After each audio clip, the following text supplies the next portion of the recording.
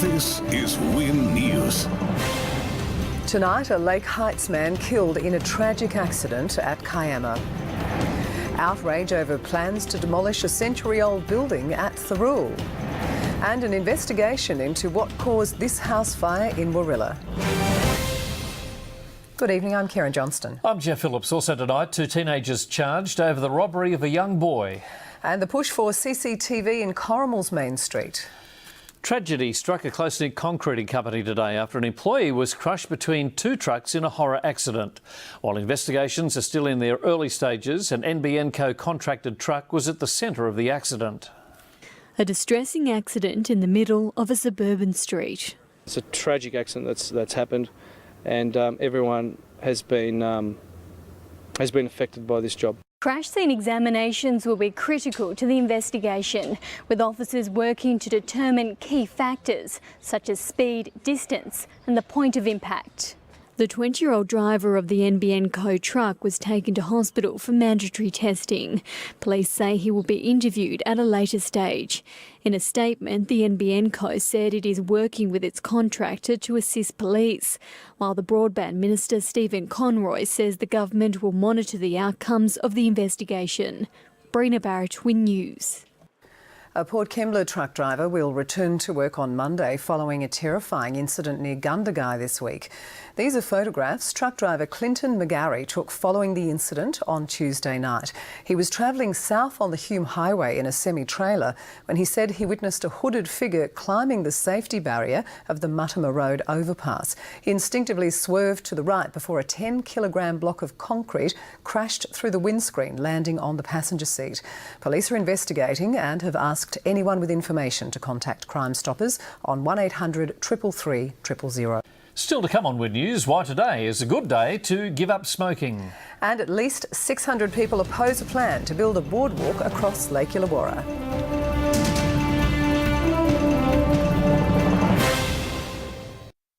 A grieving mother says the loss of her son in a car crash has had a catastrophic effect on her family.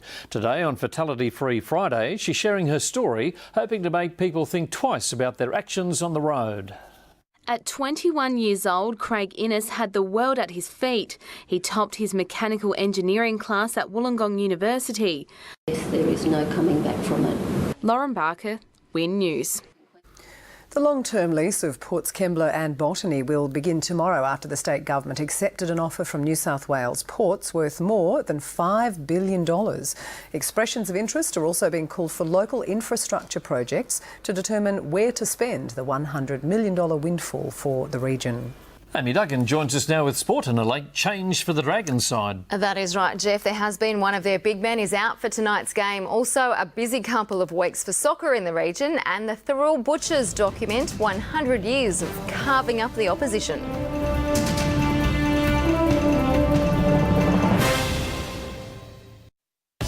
This sports report brought to you by Bunnings Warehouse, where the lowest prices are just the beginning.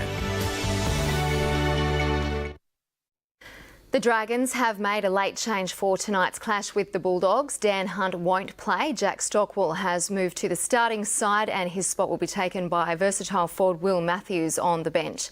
The Dragons have lost 4 of their past 5 games and must win to ease some pressure. The Dogs, on the other hand, are making a run at the 8, having won 4 of their last 5. The game kicks off in just under an hour and will be shown live on Win TV.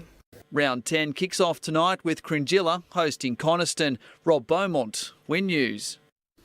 Now for news on where the fish are biting, here is the Win Network's Rob Paxavanis. If you're willing to go looking, the northern-facing valley of the Snowy Mountains is full of surprises. The folks over at Elm Cottage reported some nice weather and great fishing on the Tumut River, so I headed over to check it out. The main river between the township and Blowering Dam was the site of the recent New South Wales Fly Fishing Championships, and with good reason. There's superb trout fishing on this water in autumn when irrigation flows are reduced.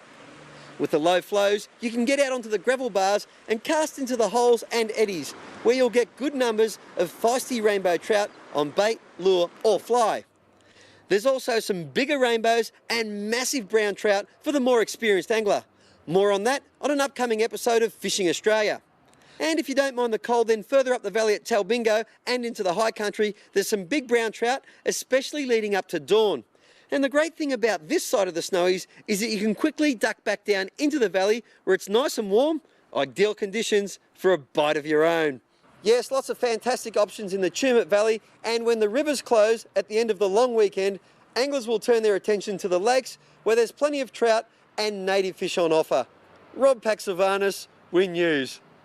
And that is our weekend sport, Geoff. Thank you, Amy. I'll have your weekend weather details after the break.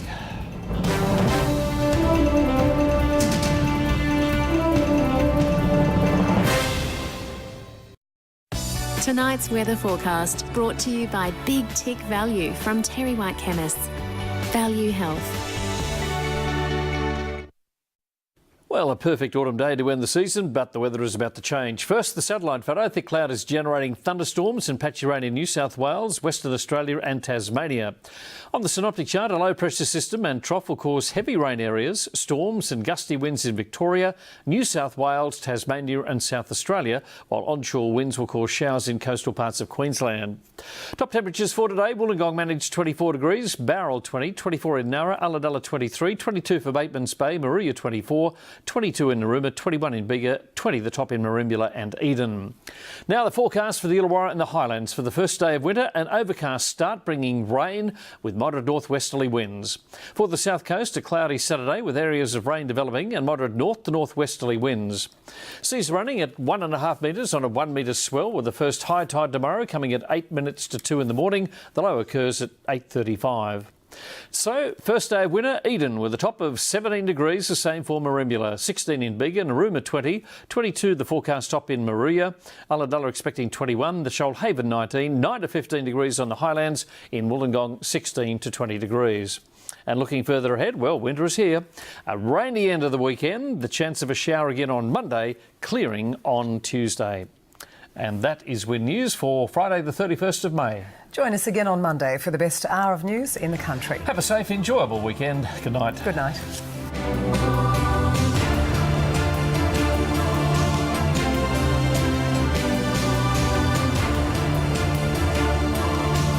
This has been a Win News presentation from Win Television, Australia's largest commercial television network.